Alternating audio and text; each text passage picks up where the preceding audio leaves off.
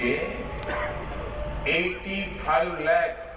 85 लाख लोगों ने सब्सिडी छोड़ दी, सरेंडर कर दी।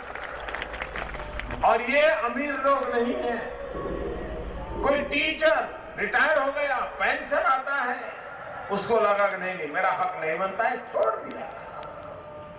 और हमने भी जो गैस सब्सिडी लोगों ने छोड़ दी, वो गरीब के घर में वो सिलेंडर हमने दे दिया।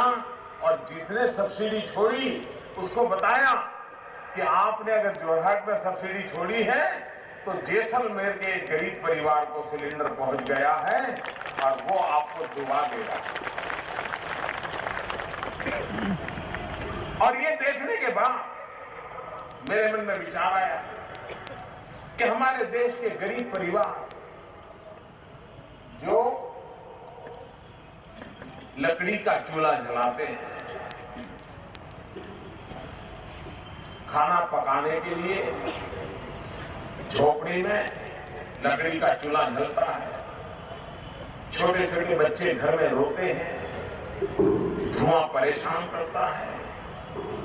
और कुछ लोग जिन्होंने सर्वे किया है उनका कहना है कि जहां मां घर में लकड़ी के चूल्हे से रसोई बनाती है तो एक दिन में करीब करीब 400 सिगरेट जितना धुआं उस महिला के पेट शरीर में जाता है। मुझे बताइए, एक दिन में चूल्हा जलाने के कारण 400 सिगरेट जितना धुआं अगर उसके शरीर में जाएगा तो वो मां का हाल क्या होगा, उसकी तबीयत का क्या हाल होगा, उन बच्चों का क्या हाल होगा।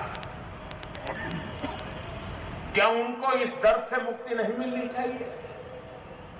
क्या उनको एक शुद्ध हवा लेने का अवसर नहीं मिलना चाहिए?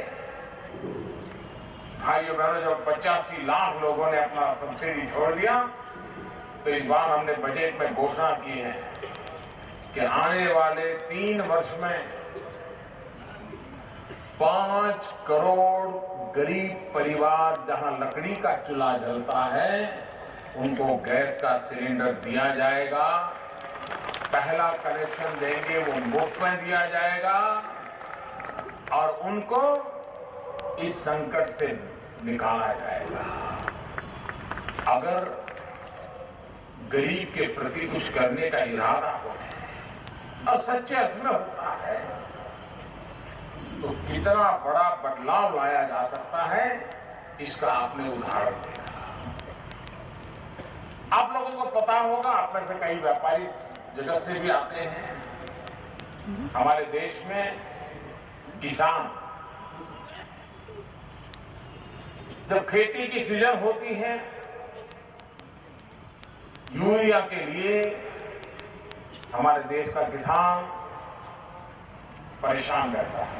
और मैं जब नया नया प्रधानमंत्री बना तो मुझे आए दिन मुख्यमंत्रियों की चिट्ठी आया करती थी। और चिट्ठी क्या होती थी कि प्रधानमंत्री जी, हमारे तत्काल यूरिया की जरूरत है, हमारे राज्य को यूरिया दीजिए। मेरे भाइयों बहनों, आज मैं संतोष के साथ कहता हूं कि इस वर्ष खेती के समय हिंदुस्तान के एक भी मुख्यमंत्री ने मुझे यूरिया नहीं है, यूरिया भेज दो, इसकी एक भी चिट्ठी नहीं आई। मुझे कुछ सांसद बता रहे थे कि हमारे यहाँ जब यूरिया आता था तो 24-24 घंटे किसान रात रात जब करके लाइन में खड़ा रह जाता था और कभी कभी लाठीचार्ज भी हुआ करता था। ये वर्ष ऐसा गया कि यूरिया के लिए न कोई लाठीचार्ज हुआ, न कोई कतार लगी, न कोई काला बाजारी हुई। आने वाले दिनों में हमने एक महत्वपूर्ण काम किया है। हमने यूरिया का नीम कोटिंग किया, नीम कोटिंग 100% यूरिया का नीम कोटिंग। इंपोर्टेड यूरिया का भी नीम कोटिंग, ये जो नीम का पेड़ की जो फली होती है उसका जो तेल निकलता है उसका कोटिंग होता है। उसके कारण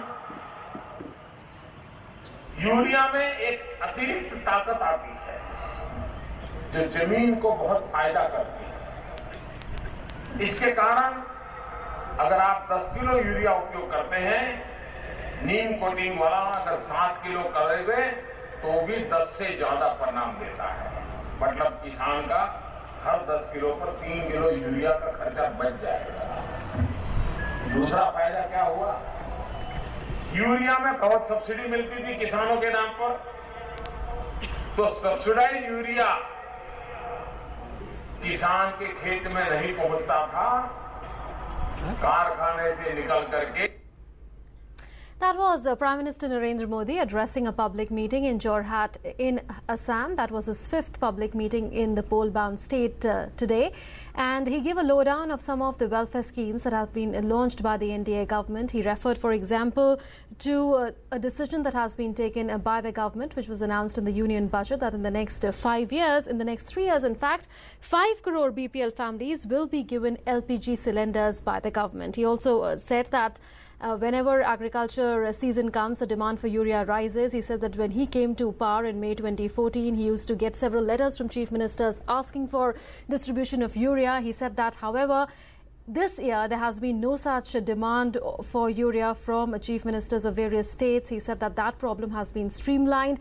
There is no black marketing of urea today, and there is no diversion of urea as well for industrial purposes. And that, he said, is because of the fact that the government has started a program on neem coating of urea, and that has ensured that diversion of urea for industrial purposes, for non-agricultural purposes, is curbed, and productivity of land increases at the same time. So that was an excerpt from a public meeting that was addressed by the Prime Minister earlier today.